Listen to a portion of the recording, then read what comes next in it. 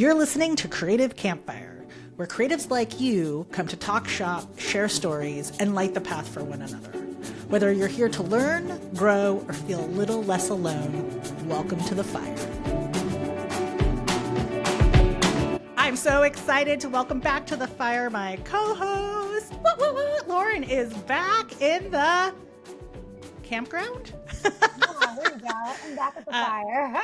You're back with the fire. She has been on vocal rest for a very long time, and I'm happy to say she has her voice mostly back. It's just if we get her talking too much, she might lose it again. So we're going to start with like a mini episode where we're going to dive into wins, losses, lessons learned of the past year, and what we're excited about for the coming year.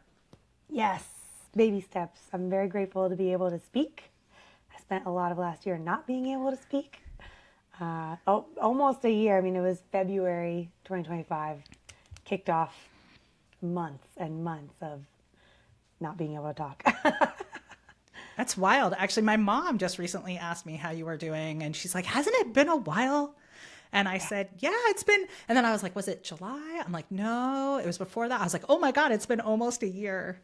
It was February. Because I only know that so easily because it was, I was at a SCAG career fair and spent, I did a number on it, ruptured blood vessels, my nodules that I've kind of off and on dealt with my whole life got so much worse. And so basically the last time I saw my voice therapist, she was like, I don't know that you'll ever get back to where you were. Because I played one of our podcasts for her, and to watch her listen to it was so funny because, she's listening to my voice and you can just see her brain turning and like analyzing. And she was like, wow.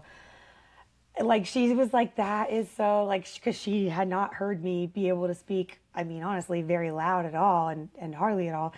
She was like, well, I don't know that you'll ever get, she was like, so actually the first thing she said was, so what are your goals with voice therapy? And I was like, well, I want to have my voice back.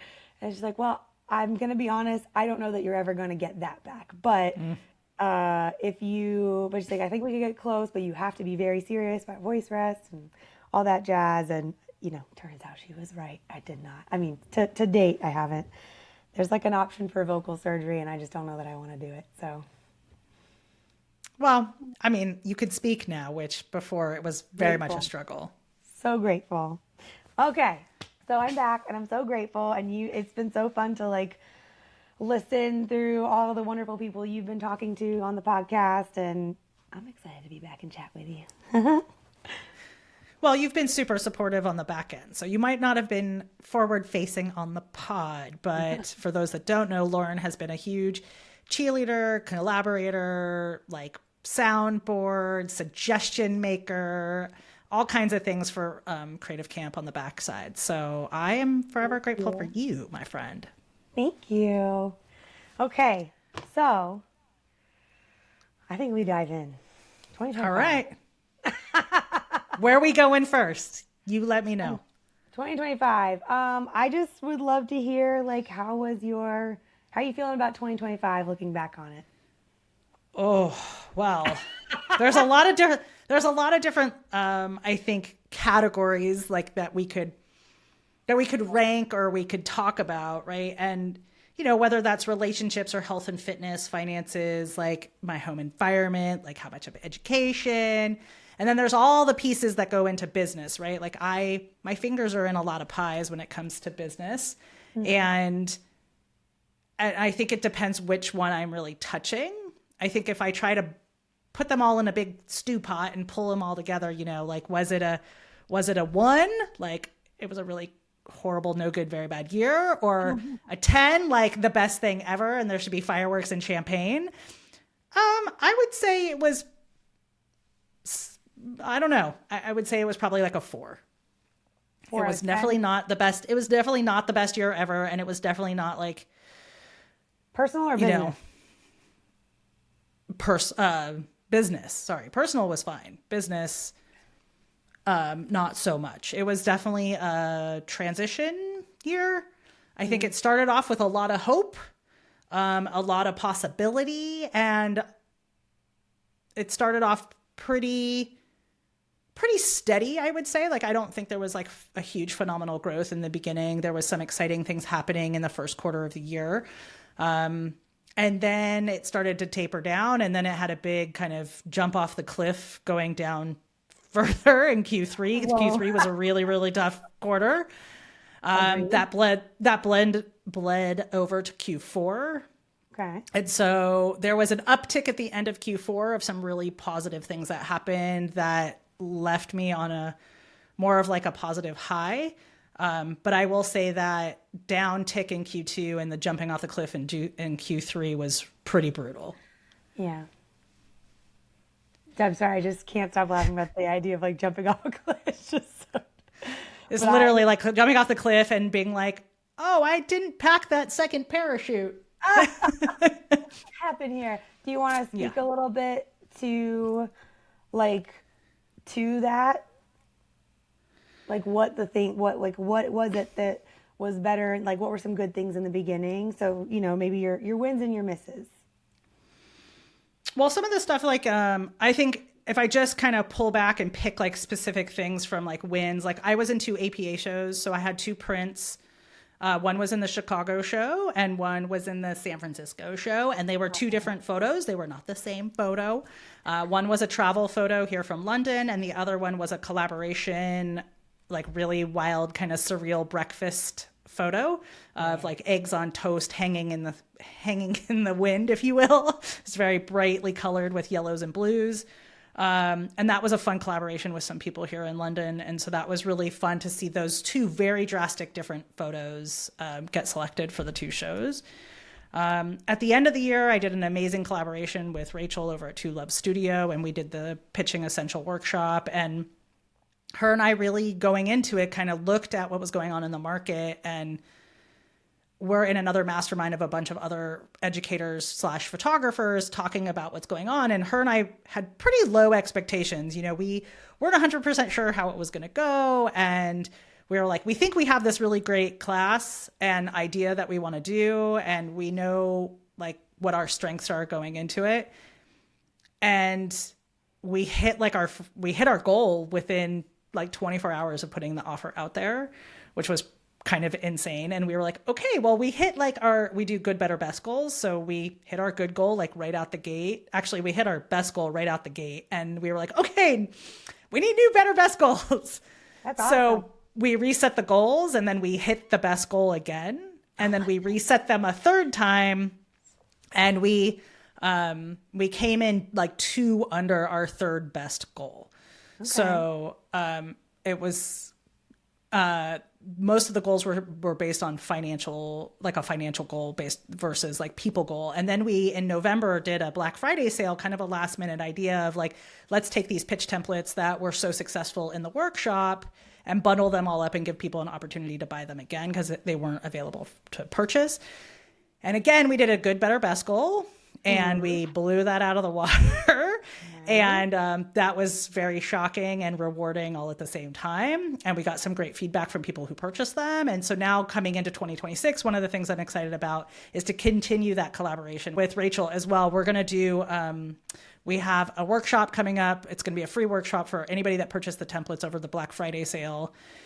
Just to kind of check in with people and see like what, how's that going? Have you looked at the template? Answer any questions about design, and kind of go over a case study. Both the case study, Lauren, that I did with you. We put one of those templates to work for you and landed a client. I want to interject and say that is connected to one of my wins for the year, which I really, is just especially special to me because we got to do that together, right? We got to take one of your templates. I am historically so terrible at putting together any kind of like treatment or creative deck. I just am like, I don't have time. I'll put together an estimate and send it to them and here's my website, which is, works well enough and often enough for me. But I do really feel like that, I really enjoyed the process of getting to do that with you. I thought that the options for the pages in the templates that we looked at were so robust, and it was nice to be able to be like, okay, well, based on what I need to be able to tell them, here's the things that we need to pull from, and also like based on what what either of us have the time and bandwidth to actually pull images and write content for. But it was really great, and I certainly would have never done that starting from scratch. Like I just would have been like, oh my gosh, no. So it was such a great jumping off point. I felt so proud of it at the end. I was like, oh my gosh, like, yeah, and we won that job, and it's leading to another really big job, I think this month. So yeah, that's like a win together, which I love. Yeah, it was really cool because I built that initial template, and it was really cool to be in person actually in Atlanta with you, which is some of my wins from the year, is spending time with you in Atlanta. Another big win is spending time with you at the MLB All-Star game. So, that was like a huge, almost like bucket list thing. That was so fun. It was surreal to look back and be like, oh yeah, I was at All-Star with Lauren, with the camera, taking pictures. Like, oh, yeah, we did that. we were at the home run derby and the MLB together shooting, and that was super fun. Yeah, so that's definitely on my win list, and like super fun and cool, and something I never really expected. And it was hilarious because I remember coming into end of Q2 and I was like, hey, Lauren, have you talked to the Braves about All-Stars? No, truly. And so I so appreciate when like people do that. Like I was just talking to someone about there's something happening in baseball, or maybe it's just for the Braves. There's something happening soon within the next couple months that a videographer. Spring training. No. No, they're doing some kind of special thing around like the Braves at Truist Park. It's going to be some kind of like week-long thing. And so a videographer that I work with, Adam, he was talking about, I was like, oh, okay, I need to reach out to Delaware North and see if they're going to want they're doing any special food things in each shot, because they tend to forget to tell me very like far ahead. They're like, oh yeah, oh my gosh, yes, we need it tomorrow. Right, exactly. Like, okay. So they just, they're doing a million things. So it's helpful for me when people mention like, oh, okay, yeah, let me tell them, because they probably also have not thought about it yet and meant to. Yeah. The other thing that's a huge win from this past year is starting the podcast. This thing that we're sitting in right now. Oh my gosh, we started that last year? We did. We rolled out the very first episode in May. We did our intro. We did our intro in May, and then we kind of, and then we had a little bit of time before we rolled out like the question and answer episodes, which are still some of our best performing episodes. So thank you to our student who wrote in the 13 questions. Yeah. But yeah, we started this pod, and we hit 21 episodes before the end of the year. And so that was also a huge milestone, because most podcasts don't make it over 20 episodes. Oh. So fun little stat. You have like a whole stack that haven't even rolled out yet. Yeah. That are like in the queue. And so, yeah, it's like going strong. I guess because we've been podcasting together for so long that it didn't register in my brain that we started this one in 2025. So yeah, this is perfect. It's crazy. Yeah. And then like just other little, fun things, like I went to Malta last year, so that was a new location that Jay and I checked out. We went to Bletchley Park, the home of the code breakers from World War II, cool. And got to see the Enigma machines, as well as like all the other different code breaking machines that did like Japanese code breaking, as well as like other earlier versions, and that was like mind blowing, and I can't wait to go back. That's super cool. Wait, where is Malta? I mean, I remember you going. Where is Malta? Malta is, it's about a 2.5 hour plane trip from here. It's in the, so I get Majorca and Malta confused. Majorca is off the coast of southern Spain, and Malta is further over, it's further east in the Mediterranean. Is so Malta the name of the country, or that's a city? It's the country. It's an island. Okay. Yeah. Listen, there's a lot of countries. Okay, I don't know. Yeah, I mean, and coming up in February, we're going to go to Rhodes, And Rhodes is like, it's part of Greece, but it's close to Turkey. Cool. Ooh, neat. It's got lots of ancient Roman ruins, which is why we're going. Very, very cool. So yeah, I also did a Wimbledon story, which was really fun. It was a personal project. I covered these 3 women standing in line.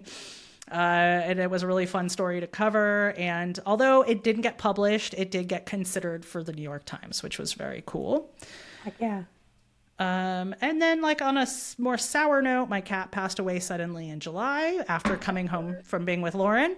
That was really tragic and very sad. And I'm still very like tore up about it. And then my other kitty, Callie, was diagnosed with stage 4 kidney disease in June. And so that's kind of been very heavy on our minds. And we put a stop on travel after we learned about her. So we didn't do a lot of travel in the second half of the year. And then my dad has been battling cancer, and he got to a point where like all of it was pretty much gone. So they were able to get back to doing surgery, which was a botched, well, I shouldn't say botched. It was an aborted surgery in February. We had to move him. We had to move him locations from SC to City of Hope. If anyone's looking for amazing cancer help and you're in Southern California, I cannot speak more highly of City of Hope. You should go there without a doubt. You should go there. SC was horrible. City of Hope has been amazing. He just went through his surgery. I was just there in December for 10, 12 days or whatever it was. And so now he's in a assisted skilled nursing, getting stronger so he could go home. But that's been like a lot of mental bandwidth dealing with that. And then I had a longtime friendship and partnership come to an end abruptly and suddenly and kind of without warning. And that was rough. Yeah, it was. And weird. It was rough and weird and still bothers me from time to time. Yeah, so that was part of that jumping off the cliff moment, because July into August was like when all of those kind of no good, very bad things that kind of all came to a head. So it left you questioning, like, what should I do? And where should I go? And how do I best apply my skills? And, you know, how do you sit with it, but realize that you still have to like move forward and make money? And all that stuff is really hard when you're really fucking pissed off.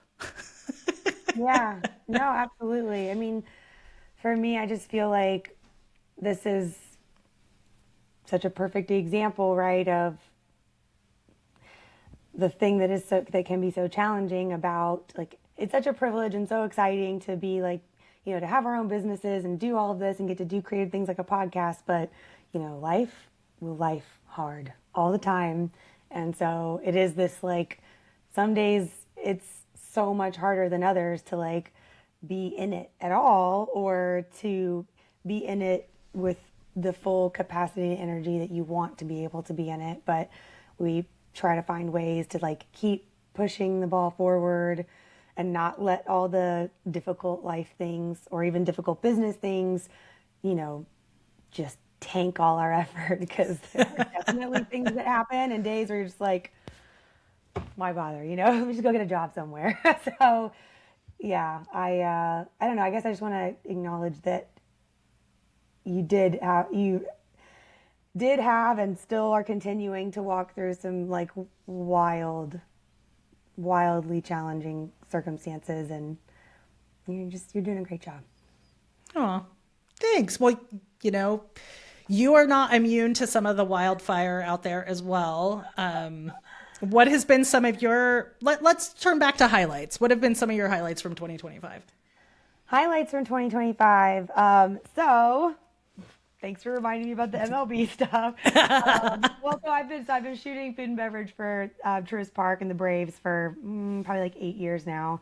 And I guess because there's such a rhythm to that of like preseason and postseason when we go, and special events, that I don't know, it's just it's easy to, I don't know, that was July, so I'm like, oh my gosh, I was like, well, it's like so much has happened since then. But yeah, that was a big one, was getting to do what I do for them. Like, you know, we did our normal menu shoot leading up to the All-Star game because there was a special menu for that.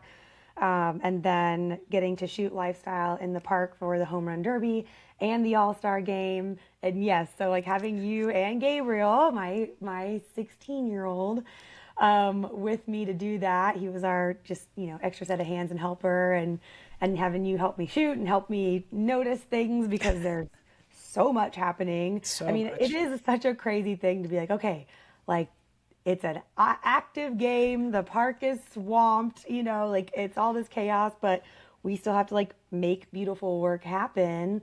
And I love that. I actually super love the energy of that. I would take that over some kind of staged thing any day.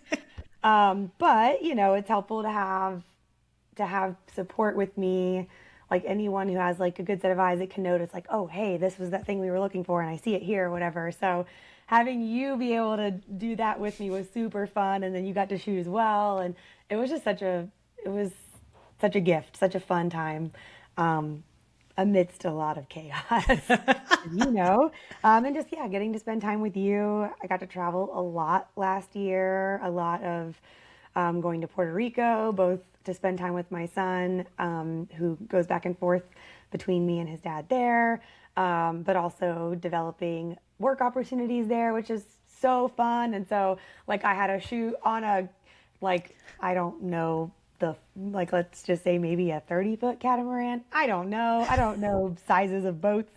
Big old catamaran. It was like a whole lifestyle thing. We had talent to be, like the idea it was for like a destination services company and hospitality company. And so the idea is like, this is a group of friends and they're out having a boat day and they've got a private chef and they're doing a Macallan tasting and they're going to this island. And so capturing all of that was so much fun, and Gabriel got to go with me and be my assistant. It's just the nice thing about kids, man. They can grow up and be a really good help. And he genuinely is such a good assistant. He's very mindful, and like he kind of clicks into like work mode and wants to like be one of the crew, and he does a really good job. So that was super, super fun and just personally nice as a mom and an entrepreneur to have him look at me and be like, this is really cool, Mom. I'm like, yes.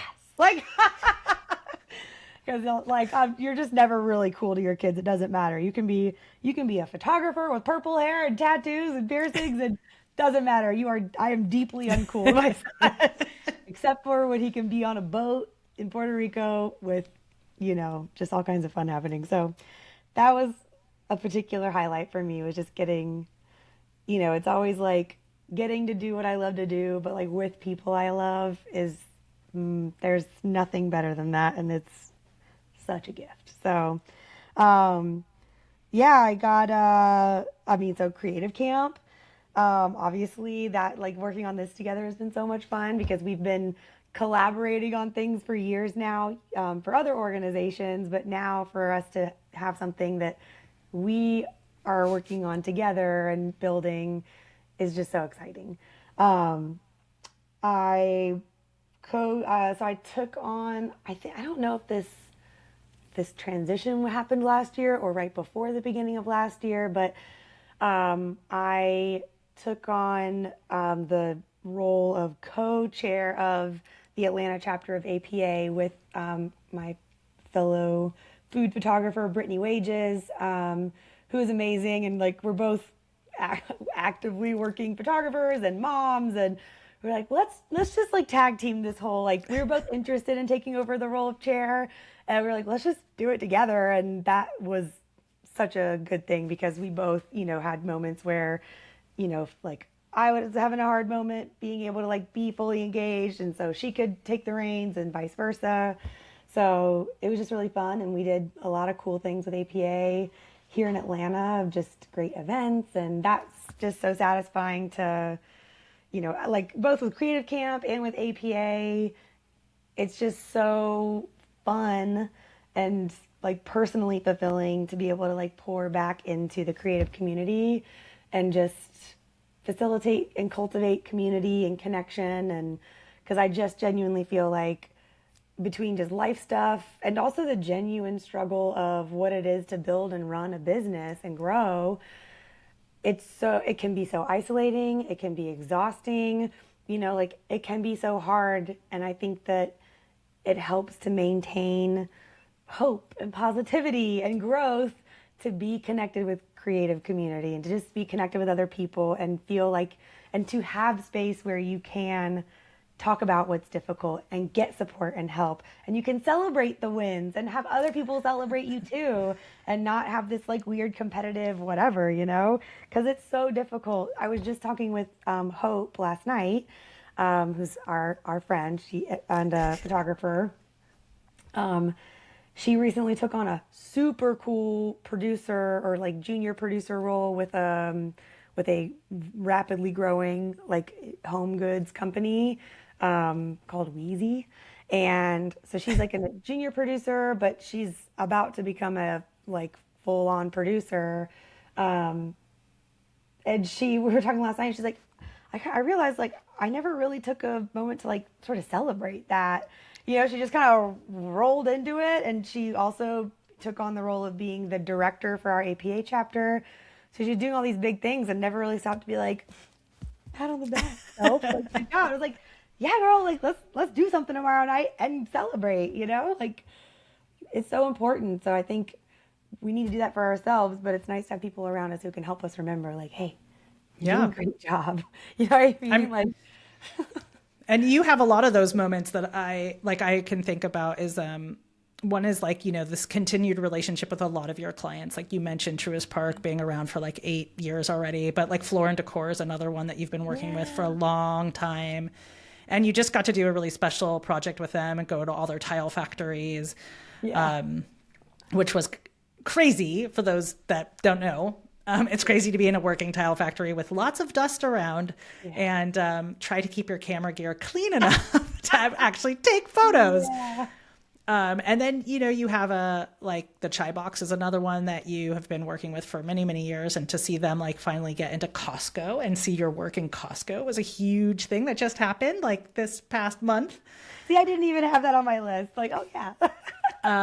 You know, and there's and like the project we were just talking about that we got to work on that treatment, you know, you actually got to shoot part of that while being in the gorgeous Virgin Islands with like your family and your dad got to be a model. Yeah. And so like you could, in St. Martin, right? It was your dad, right? Corralling the talent that was the crab. Oh my gosh. Yes. Yeah. So we're shooting some stuff. So when I took on this project, one of the things that I think very potentially helped us win that project was like, hey, you know, part of this brief says like most of it is we need like, you know, very woodsy things that would be great for here in Georgia, but they also had some like beachy things. And while I could drive to a beach, it's like, well, I'm going to be going to St. Martin and here's some locations that would be great for that. And they got us the product in time for me to take it with me. And yeah, it was, so we're shooting some stuff outside and my niece noticed, a crab, and my dad made it his mission in life to like corral this crab, and we did get some awesome photos of this like this sand crab. It's hilarious. It's just like serendipity, honestly, but it was really fun. Yeah, that was wonderful. So what was a few of the misses from 2025?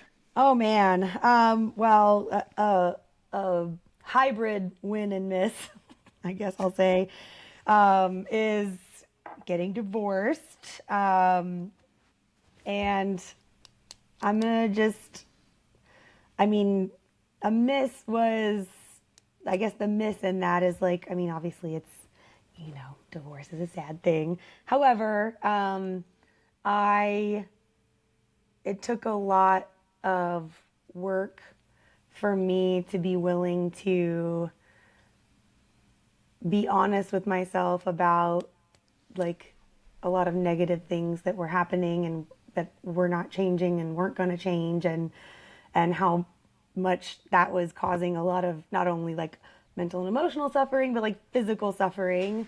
And so, yeah, I mean, I finally moved forward with that, and like the way in which even like just the physical weight of it, like I have back issues, right? I have since I was a kid. I have an extra vertebra, but like, you know, the mental stress of my life had gotten to a point where I was like, it was impacting me physically so bad that I was just constantly having to go to like chiropractor or get a massage. It was just, I mean, like weekly. It was insane. And I've barely needed to do that at all. So like, it's wild how, I think that we don't give enough credit to how much our mental and emotional state will impact our physical body. And so, yeah, just kind of grateful because there's a lot of like uncertainty and fear and anxiety and a lot of people pleasing issues for me to get over. And so it's been a lot of like personal, like, steps forward with things that I have really needed to heal. Like it's one thing to know that you have an issue with something. It's another thing to actually do the work of healing that. And so I was finally able to like take some very significant steps and begin to do that work, which honestly does have a lot of tie-in for me professionally as well, right? Like having the willingness to speak up when, like when things are being asked of you for a job that are just not fair, not practical, not whatever. I mean, for as much as I have struggled with that, like, that chronic people pleasing personally, yeah, it has for sure been an issue professionally as well. And just taking on too much, like overcommitting and like really being aware of my capacity. So I don't know, a win and a miss there, but I feel like mostly a win in the end. Truly a win. Well, I mean, 100%. It sounds like there was also this big, like, not just physically, but also mentally, right? Yeah. I don't want to call it an awakening. It's something you've been aware of. Like, as long as I've known you, you've been aware of your people pleasing. Yeah. But I think it's been more of how do I not do that anymore? Like, how do I put myself first in that equation instead of always putting everybody else first? Yeah, absolutely. So that has been a journey even since then. Like that, for as big of a thing as that feels, of like divorce being a part of that and like leaving a very unhealthy situation, that was just like the beginning of like, okay, well now there's these other things, right? Like eventually I started dating someone, and then that meant having to have conversations with friends and family. Well, mostly family, because my friends, like who know me personally, would have pretty much always known that I would consider myself like a queer person. But my family, save my youngest brother, didn't really understand that because it was just never a big conversation. So I guess having kind of a like coming out conversations with my family members, and that was a very interesting experience, mostly positive and supportive, but some not so much, and even some friends not so much. So that's been an interesting thing. My voice, that was a huge challenge last year. Like, not even just, I mean, like I've had struggles with my voice before, like when I was a teenager, and then it was mostly fine for a while. I just lose my voice easily, but it comes back. And I spent like a huge chunk of last year not being able to speak either, like even if I tried, but then even when I could, needing to do like 6 to 8 weeks of voice rest for multiple rounds. So that meant like having to really save my voice specifically for work, and having to cut things back, like not being able to do podcasts and not being able to like speak at events. And so it was really hard because it meant having to temporarily give up. And I didn't really know, it could have meant permanently giving things up that I really love. So I do want to I'm trying to be careful about moving back into it, but I think I didn't anticipate when that, like, I couldn't have anticipated, right, how challenging that was going to be, right? Like even for, how to engage with people when you can't speak, you know what I mean? Like I sign, I've started learning sign language when I was in middle school, and have a friend who is, that I had met back in high school, who's deaf. And so, people be like, oh, but you can sign. I'm like, yeah, but that's only helpful if other people can sign. Right. So not a lot of other people can. And also that doesn't make a Zoom meeting. Like it's just, it was a lot to just deal with all of the hurdles that came with not being able to speak. I also had to lose a pet last year, my big fluffy boy Charlie. So We, sad. yeah, it was really sad. I mean, I did take him to the vet and chose to have him put to sleep because he had just reached a point physically where he was, not able to like get himself up off the ground. And he was a 150-pound Great Pyrenees who was a foster dog for a long time. And so that was something that was creating a lot of issues for him. And so anyways, it was devastating, but really grateful that I got to be with him and like, when he crossed over. So that was hard. And yeah, some having a significant friendship and partnership change unexpectedly, and I guess be connected to that in a way that it was much more significant for you. And, even though that person wanted to maintain a certain type of, connection and relationship with me, really, it's like you can't ignore seeing how people are with other people. And also, sometimes people want to compartmentalize, like, well, I might have done this one thing that really was hurtful to you, but like over here, everything's fine. It's like, well, no, but no, like it's hard to separate those. And so, yeah, that was a wild, I know we're being sort of careful about how we talk about that just to be sort of respectful, but that was a big one. It's just the personal dynamics of, you know, doing this work that we do, of wanting to like, cultivate community and be creative and all of that. Like we're all just still people. And so sometimes the personal, like, I don't know, you can't really disconnect the personal and professional completely. Like who you are as a person and the choices that you make absolutely impact your personal or your professional relationships. That's just real, you know? Yeah, we're not, most of us in this business aren't like big corporations. We don't have 100+ employee companies. Yeah. We're, for the most part, solo entrepreneurs, or maybe you have like one other person, or, maybe you're lucky and you have two other people that work with you. But at the end of the day, like the business is you. Yeah. You're running the business, you're making the decisions. It's usually tied into like your ethics and your morals and your values. And when like that curtain is pulled back and you realize like, oh wait, we don't align on those things, Yeah. I think that's the most shocking part of this dynamic that we're touching on, is Yeah. this realization of like where my highest value was not this person's highest value. Right.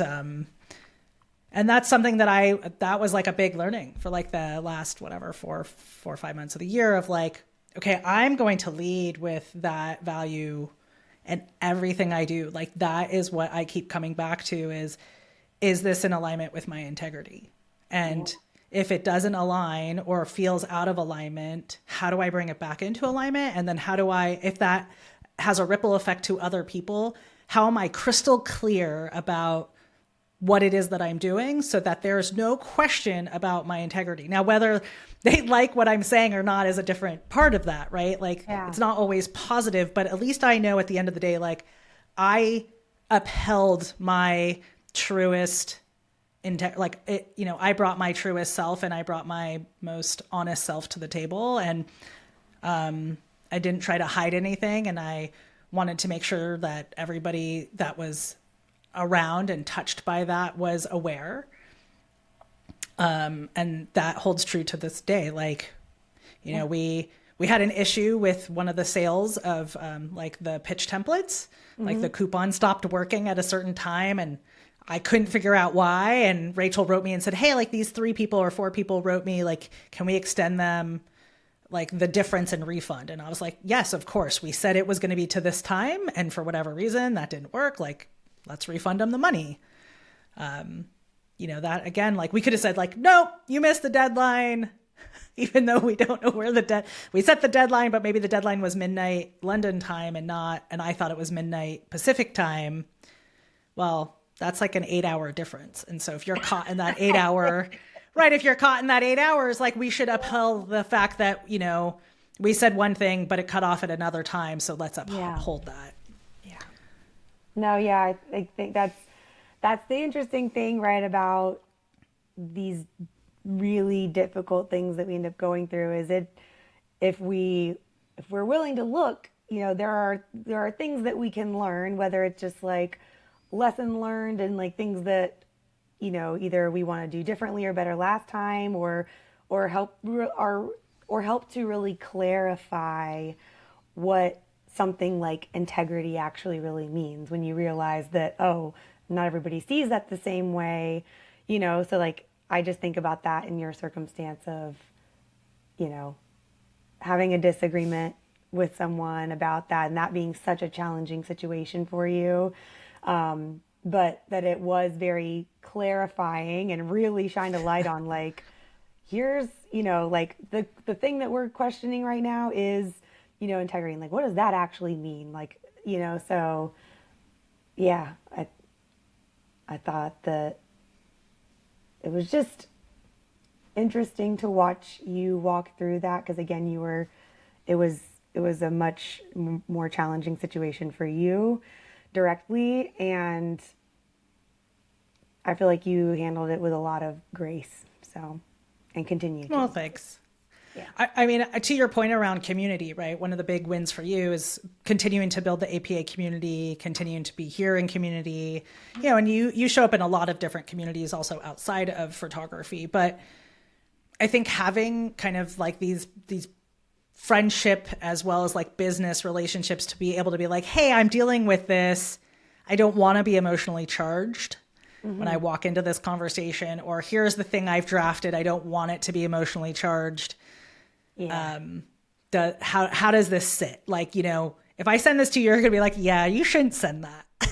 Like that is pure revenge words, right? Versus. We definitely had some things where I was like, personally, I feel like this tone might be intense and, yeah. So, So I think one of, the things that not just from, last year, but kind of as a through line is maintaining certain relationships that you can have those conversations with and say, I'm dealing with this thing. Can you just check me?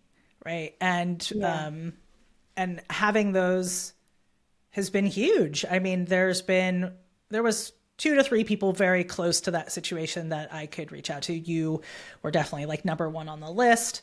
But the dynamic is kind of an interesting thing because you were involved as well. And so having like a third party who was kind of a little bit outside of it, she knew everybody that was involved, but she could still give me some insight to how to address it, or if it made sense, or was this clarifying, or even ask me some questions around like, what's the goal? What do you want the goal of this to be? Like in the end, is it just to be informative? Is it to like get some kind of response back? Right. So I think having that has been really amazing and insightful and very like humbling. Right. One of the other things, and we'll get into more of this in 26, is this idea of how to ask for help. And it's something that I saw firsthand being with my mom, going through my dad's stuff and just watching how much she wants to continue to take on and not ask for help. And I don't know, I mean, part of that is a control thing, but it also just brought up a lot of questions of like, how do you learn to ask for help? And how do you realize when you can ask for help, when help is actually available, but maybe you don't know it? And so this is an idea that I've been kind of mulling over the last 2 to 3 weeks of like this idea of like, how do we learn to ask for help? And so this applies both personally and professionally. And I think it's a very interesting thing as we move into this very fast moving world. A lot of the places we go to ask for help are all digitized, right? We go to Google, we go to our friendly chatbots. But a lot of times, like, we're forgetting that we have circles of friends or family or confidants that we can turn to say like, hey, can you help me with that? Like a really simple ask last night, my back was really fired up and I was getting all this nerve pain. And I just asked my husband, like, can you take the massage gun and just like massage me out? Because I got to get this pain to go away. Yeah. And he never would. And then last night I was like, please, please, please, please, please, please, like do this. He's like, okay, lay down. Instead of me trying to do it myself, I asked for help. And it's amazing, right? Because then he did it, and today I feel better. Right. Absolutely. No, that's so funny. I feel so connected to that idea of like, how do I ask for help? That to me connects to this idea of, so like I have for several years now really been struggling with like overcommitment, like just being really overcapacity on like lots of good things, right? Like not overcapacity with like things that I hate, things that I love, things that are exciting, right? But something that and if you'd have asked me like, why are you doing all these things? Like, because I love them, because they're so exciting, and like I don't want to say no or whatever.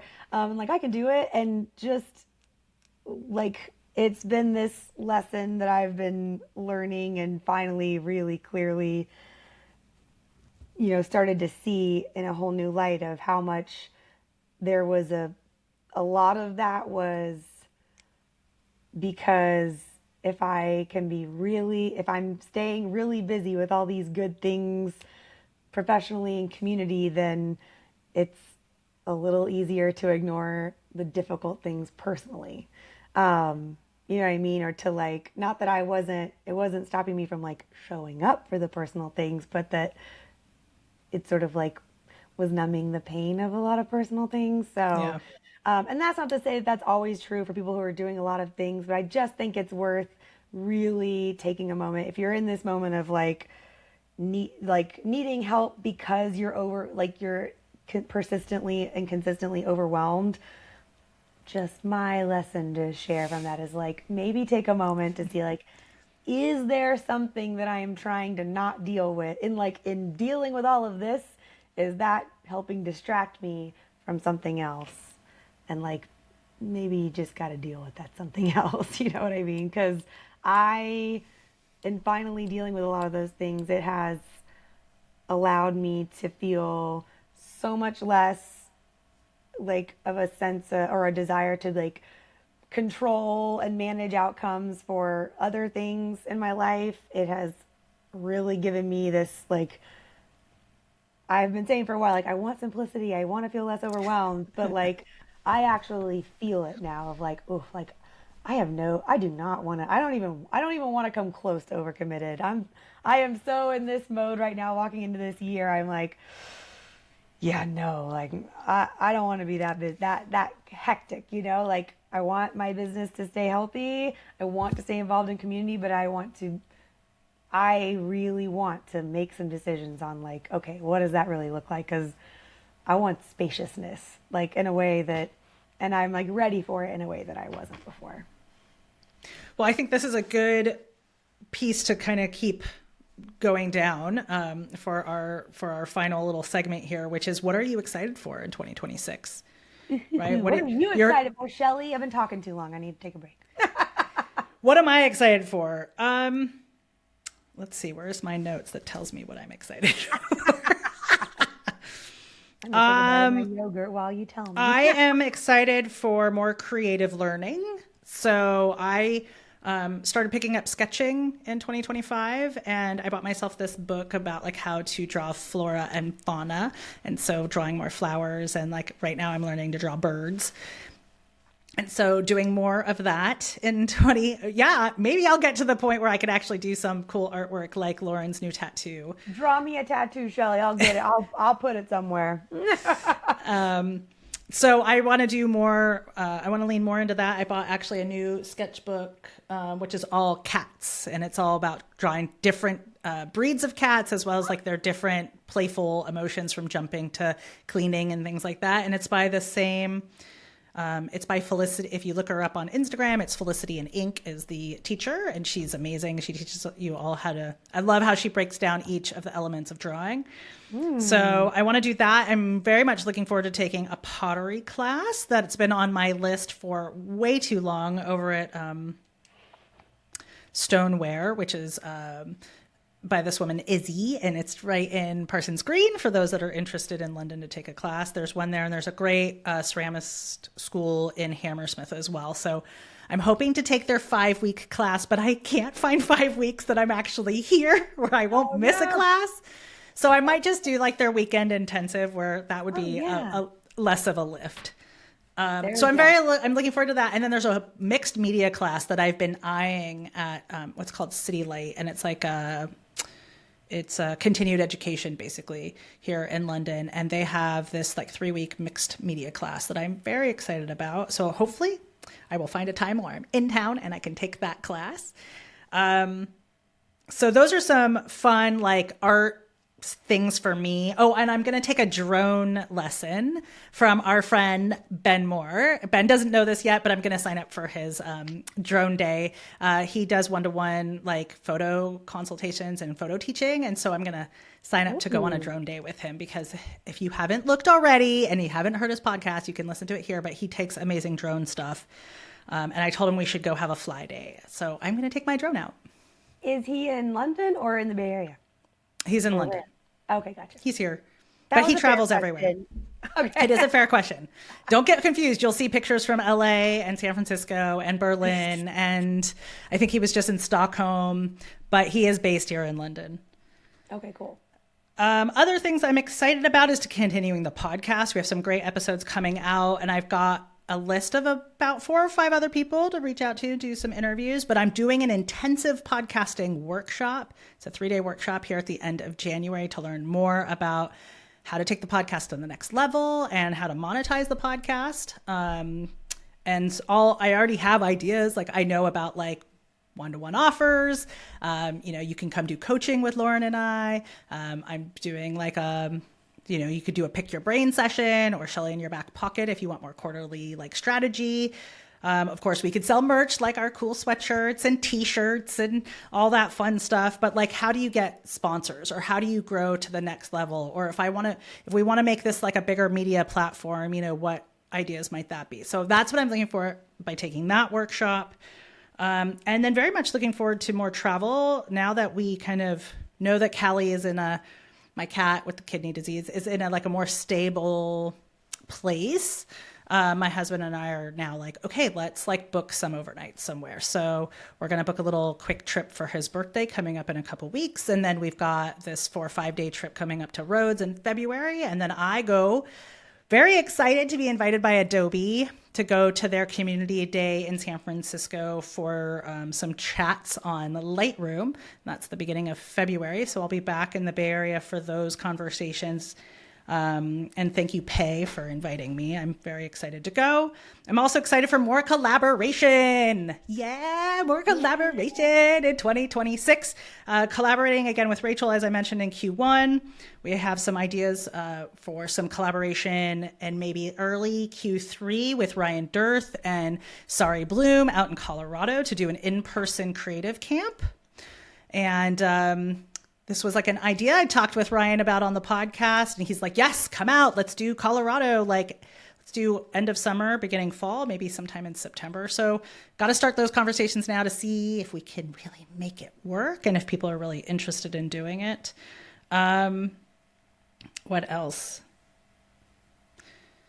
I don't know. I'm excited about my goal workshop next week. I'm excited for your goal workshop too. I'm hoping that I will be able to, to be there. It's just going to depend on some. Well, don't overcommit, Lauren. You can watch the replay. I know. So I'm like, I've got stuff pending that I'm waiting for confirmation on. So we will see. But I do know it's going to be amazing. I mean, like, I know that every year I get so much out of it. Everybody that attends it gets so much out of it. It's such a really great, and I love the workbook so much. It's so good. I like a tool. I like a guide, Yeah, it's good. I will say I like the workbook. It's been look, it's 5 years in the making. It gets tweaked every year. I just did a major tweaking in December when I ran a mini workshop on goal planning. I actually was not planning on doing the goal workshop this year. Oh, Because of capacity, because of like all of the stuff we talked about, I just was like, I usually run the goal workshop in November. Lauren, you might remember that from being in FPM. For those that don't know FPM, that was food mentorship for food photography mentorship. And it was a membership group that I mentored to be really like lots of M's in there. And I would run the workshop for them, and then I would invite anybody in the public to come to that 2-day workshop. And I did that for 5 years, and it was great. And this year I was like, I am not in the mood to run this workshop. I don't have the capacity. I'm just traveling too much. The stuff with my dad, I was in LA in November, and then when I was there, I found out that he had his surgery, and so then I was going to be here. So that was like a lot of capacity stuff. And then our good friend Finette Rickett started this women's mastermind. There's like 6 or 7 of us in there. And in December, everyone's like, oh, we should do some goal planning stuff and some reflection. And I was like, hey guys, I got this tool. I've been doing it for all these years. I could run this as like a mini workshop. So we did like a mini 2-hour workshop. Everybody had pre-work to do and they were going to have post-work to do, but I was focused on a certain section of that workbook. So I went and redid the workbook specifically for them. And then I was like, okay, I put in all this work, like I should just run the goal planning, even though it's in January and I prefer to do goal planning in November. But I was like, well, look, if I'm going to do it for me anyway, because my schedule is shifted, then why not just open it up for everyone else? That was my theory. it's a good theory. I like it. And food for thought is like maybe even, because are you doing the normal, like the full 2 2-day days version? Yeah. Maybe sometime we think about trying to do like, maybe even if it's like a quarter, like Quarterly check-in. yeah, or like a just test it out for a Q2 check-in of doing the mini version. Yeah, let's put it on the calendar. We can plan Right. for it. Right. Yeah, I mean, I will say like it was, I've always done it as that 2-part section, like 3 hours one day, 3 hours the next day to give people kind of a rest and a time for it to simmer in between the days, which is why it's set up that way. There is a methodology to the madness. And it's also that on day 2, we do vision boarding, and I want people to have time to think about or gather their materials before they show up for day 2. Because we do all of that together. So I think one of the big things about the goal planning when I've taken other people's workshops is that there's not time. Like it's a lot of like, have you thought about this question? And then they give you like, a nanosecond to like write down a thought, and then they move on, and then they talk a lot, and then there's this thing. And it's all really good, very different from how I hold the space, which is, ask the question and then give people the container of time to actually let their brain start writing on those questions. And I think that's the hardest thing I know for me is that I'm like, oh yeah, I'm going to sit down and like journal on this, or I'm going to sit down and like write these things about my wins for 2025, or what kinds of education did I learn last year, or whatever it might be. And then I go to do it and I get distracted by the 18,000 things we've got going on, right? Like I got laundry to do, and I've got to answer this client email, and I wanted to DM that person back, and I need to edit this podcast episode, and I wanted to listen to that podcast. And then before you know it, that zone of time you've created for yourself goes, right? It like just collapses on itself. Absolutely. And you walk away from it. So if you have someone that's like holding that space for you, it's much harder to like be inundated by all the other things. Like, yes, maybe you're sitting there and you're listening to this person. They're saying, okay, we're going to set a 5-minute timer for this block. And you're like, oh my God, I got to run to the bathroom.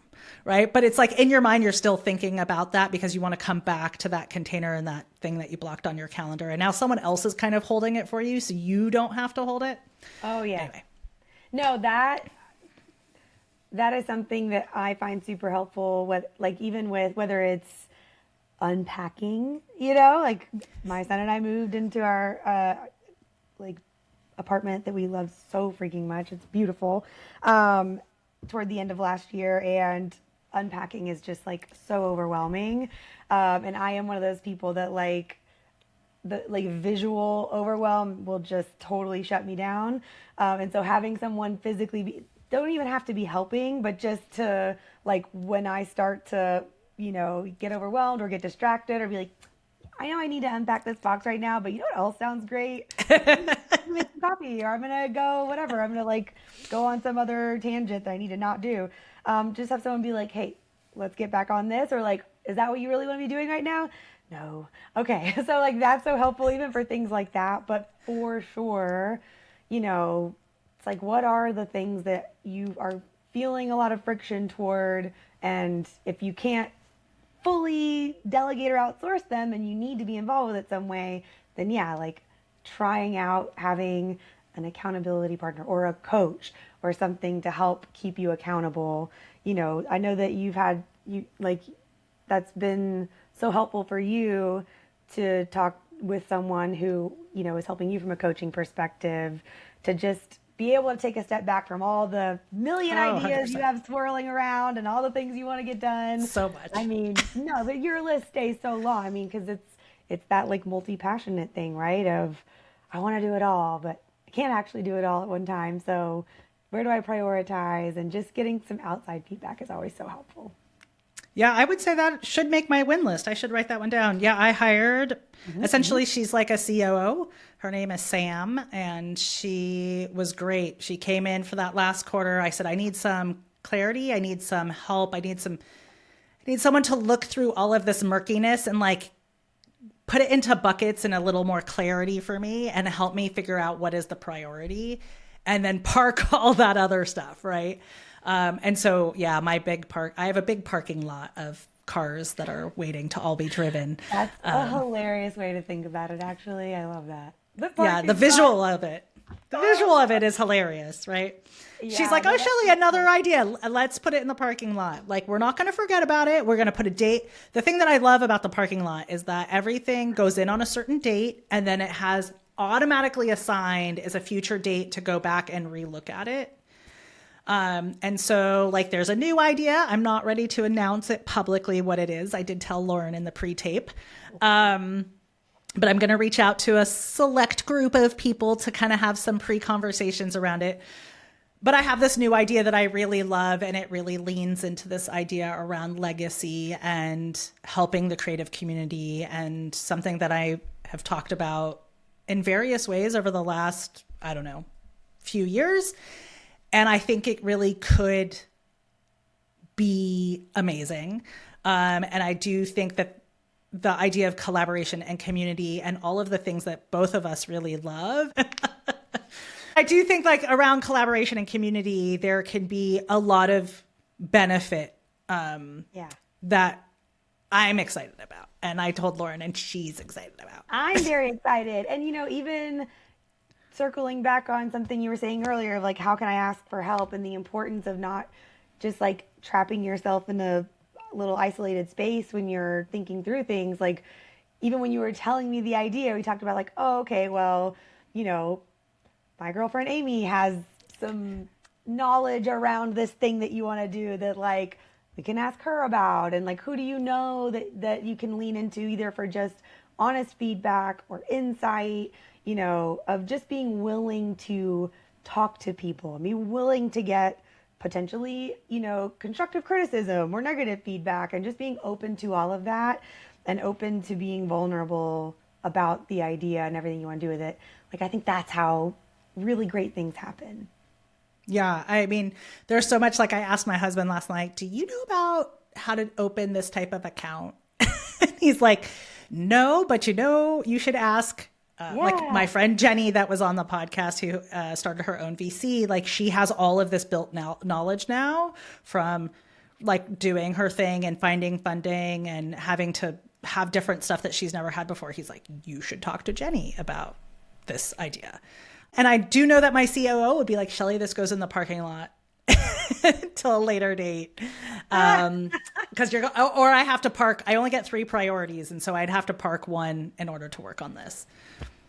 This metaphor, because that's my brain, just that is how I work through things, right? Is like I need some kind of analogy or metaphor. And I love this one so much because it's like, yeah, how many parking spaces do you reasonably have at your house at your place of business, and like this other parking lot where the other cars have to go.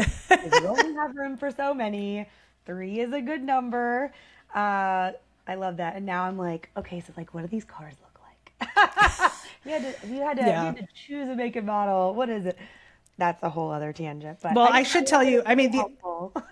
I think the other thing that I've learned from her in our discussions and in something that I have in our dashboard is this idea of the shrinking Alice is what it's called. I've named it it's the shrinking Alice like metaphor. So Alice in Wonderland, right? Uh-huh. So Alice goes to Wonderland, and when she eats certain things, she gets really, really big, and when she eats other things, she gets or drinks. One she eats and one she drinks. I can't remember. When she eats it, she gets big, and when she drinks it, she gets small. Is that it? I can't remember now. I'm going to find out while you continue to tell us about it.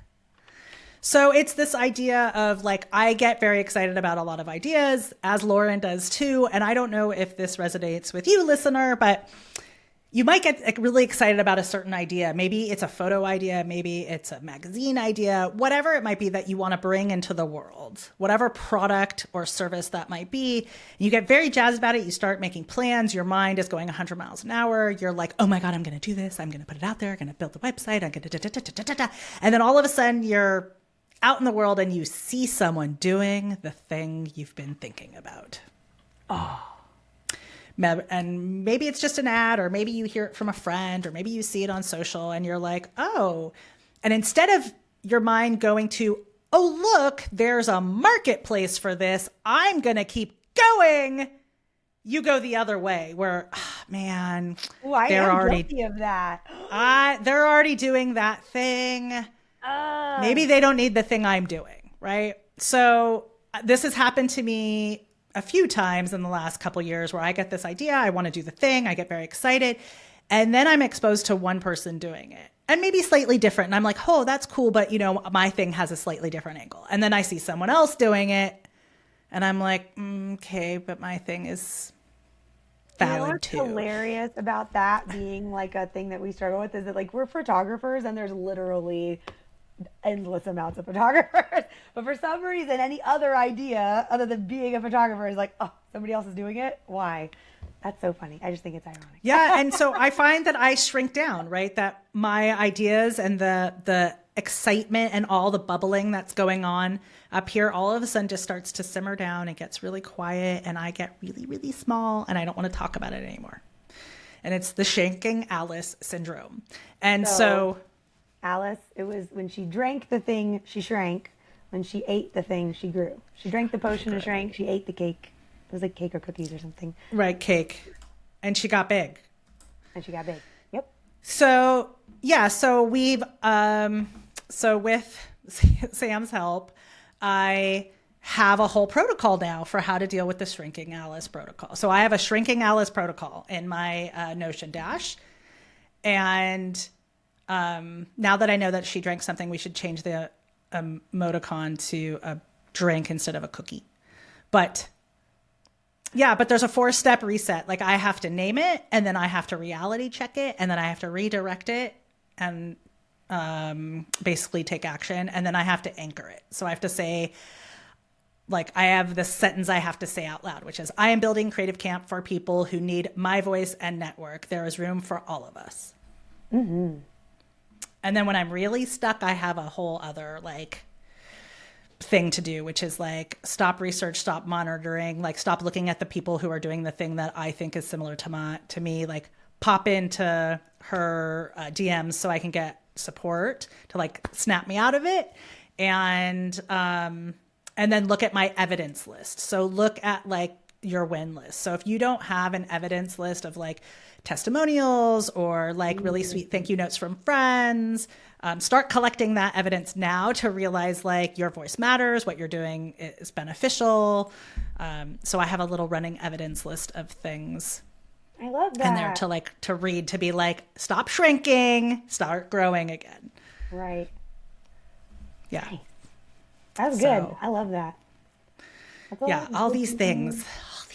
Well, I feel like you have a lot of exciting things you're looking ahead looking ahead into 2026 for, and you have some really great like lessons learned and also like tools in place based on those lessons learned to support you in that, right? Because it's like we can have the list of things we want to do all this time, but like, are we integrating the things that we've learned?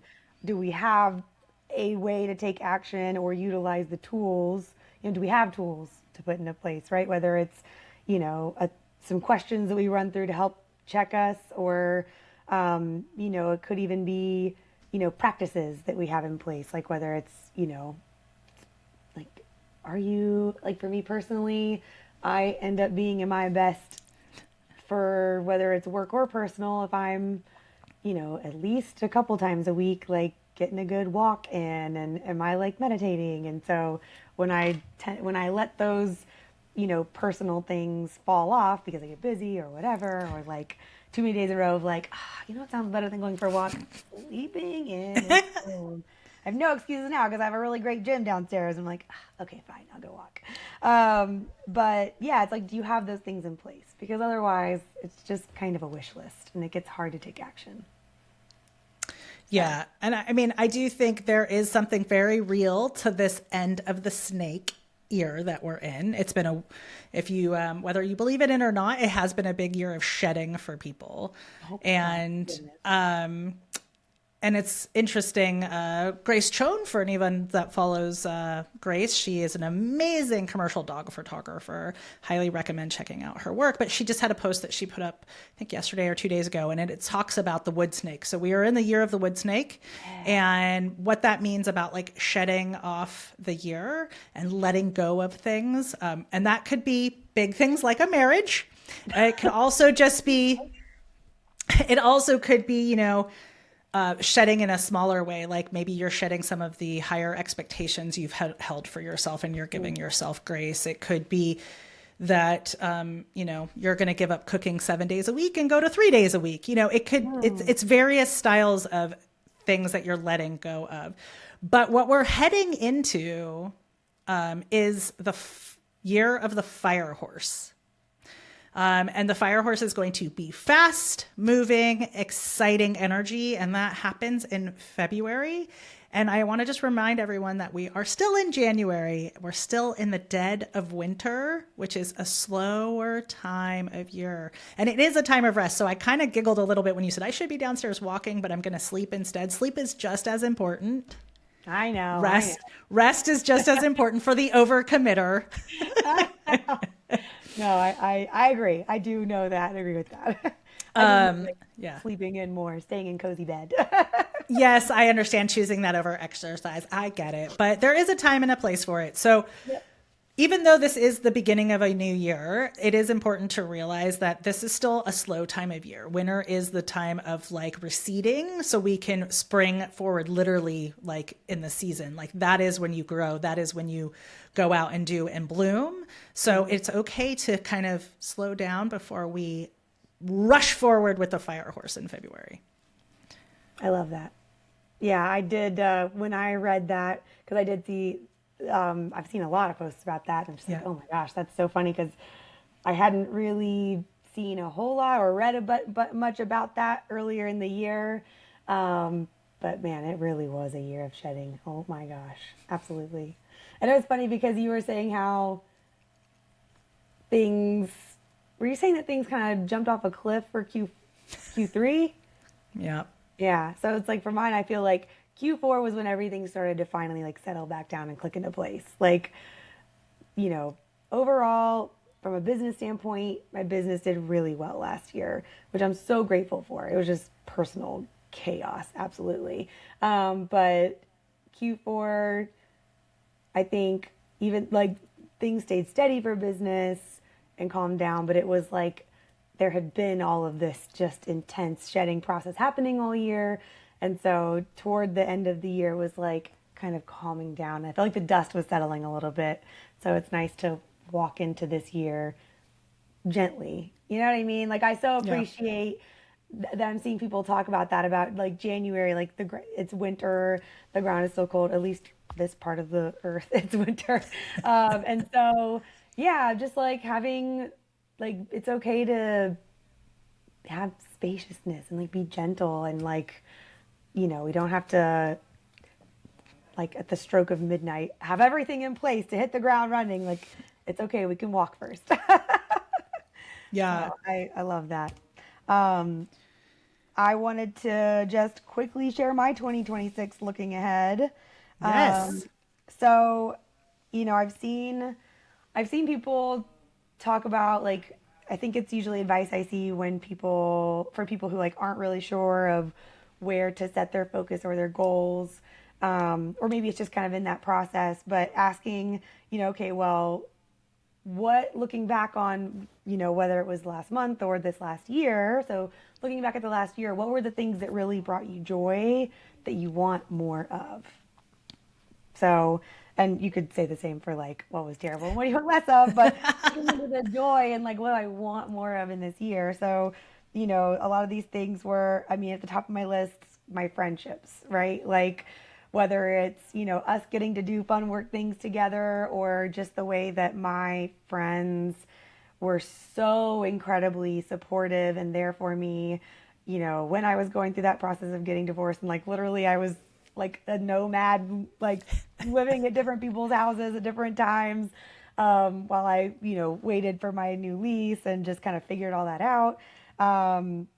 But just, and that was also like I hadn't been able to really spend time and be present with many of my friends, because of the circumstances that I was shedding. So for me, that's a big one is really taking advantage of finally having the space to be present with my friends and like do things, right? So like I am coming to London this year, finally, and I don't so that gets to happen.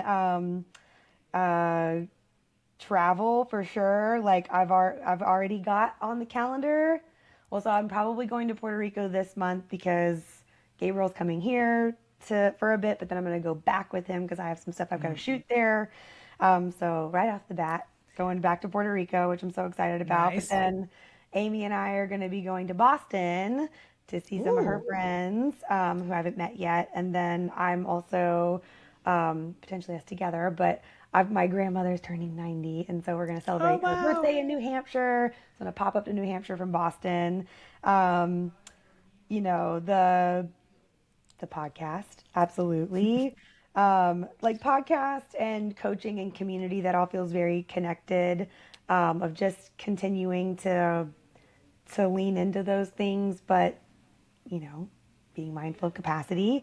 And then obviously continuing to shoot. Still love being a photographer. Super grateful. Yeah, we have big plans for Lauren's photography in 2026. Oh Uh, boy. you know what some of that is. So there's some dream clients that's on that list that we're gonna keep knocking on those doors and gonna make it happen. Yay. I'm excited. I'm super excited. I'm excited for the, just what we're cultivating here at Creative Camp. I feel like we're the kind of people that like to be super open and chat through things with people. And it's exciting to see the people that are drawn to engaging with that and sitting around the campfire. Yeah. Well, I mean, with that, we have some exciting stuff coming to Creative Camp. I mean, I did mention this idea of like an in-camp thing, but we have the camp base bundle that's coming. And it will be live hopefully at the end of January, which is like some of our best tools that we've put together over the years that have been revamped and put together into a base camp. And so the whole idea is like, depending on what you need and what you need right now, this might be like a really easy way to get those tools and implement them for yourself. So whether it's around marketing or finance, but that bundle is coming soon. You'll hear more about that as it's ready for launch. And then we have the coaching stuff that we talked about. So there's opportunities to work with us one-to-one, and there's kind of two different camps there. There's two different containers. One is more of a done with you style, which is like in your business, more hands-on. And then there's one that's more of just a strategy style, which is like a check-in, quarterly check-in with like a 90-day runway. And there's like asynchronous help. There'll be more information coming out about that. And then of course, there's always the Pick Your Brain session. It's a one-off session, about 60 or 90 minutes, and you can come ask all your questions. We help with whatever it might be, from usage to how do I pivot from wedding photography into commercial photography, or how do I price this project, or, how do I find my style, or can you help me with a portfolio review? How do I get organized and get good systems in place that can support all the work I want to do? Yeah. So, so we have those kind of 3 containers. Those pages are all being designed in the back end, and hopefully they'll be up within the next 3 weeks. That's the goal. It's kind of just fun to like officially announce that's what's coming. Yay. Yeah. So Lauren, this is awesome. It's so good to have you back here with me in the flesh. I put that in bunny ears. But like to have you back here. Yeah. Live with your voice, not on text. Live and audible. No, thank you so much. This has been so fun, and I'm excited for the year ahead. It's going to be a good one. I can't wait for that fire horse. Yeah. Some good imagery. I know, right? Well, we're going to put the fire out for now, and we will see everyone back here real soon. If you have ideas or want support in some way, please give us a shout out over in our social feed. You can find us at creativecamp.pro. Drop us a DM and let us know what you're looking for, how we can help you, because that's what it's all about. I mean, you heard it multiple times in this podcast that it's about collaboration and community and support, and we would love to do that for you. And if you have a topic for the podcast that you'd love to hear us tap into, let us know. We love questions. For sure. Well, thanks, Lauren. Thanks, Shelly.